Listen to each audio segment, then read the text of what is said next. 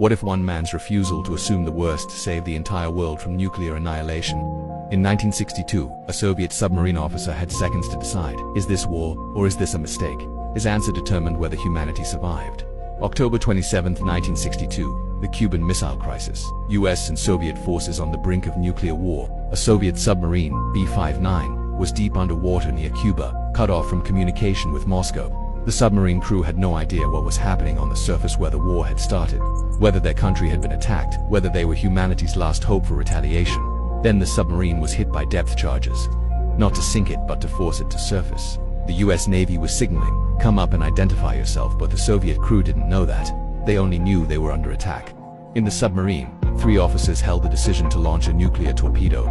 Soviet protocol required all 3 to agree. To said yes, launch, retaliate, start World War III. The 3rd officer was Vasily. He stood in that metal tube, deep underwater, hearing explosions, and had seconds to decide. Every instinct, every piece of training, every fear screamed, "This is war. They've attacked. We must respond." The other officers argued passionately, "They're trying to kill us. We have to launch." Arkhipov hesitated, not out of cowardice but out of doubt. He asked himself a question that no one else was asking. What if this is a mistake? What if those depth charges aren't attacks but signals? What if the Americans don't want war, they want communication? What if we're misunderstanding the situation? That single question, assuming mistake before malice, stopped him from agreeing to launch.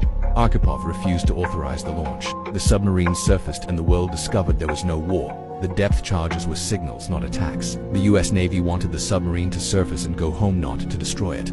If Arkhipov had assumed malice instead of mistake, he would have launched a nuclear torpedo.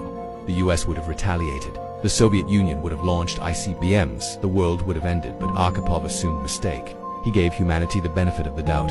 And that assumption that people might be ignorant or confused rather than evil saved billions of lives. Later, historians called him the man who saved the world. But Arkhipov wasn't a hero, he just applied a principle. Assume mistake before malice.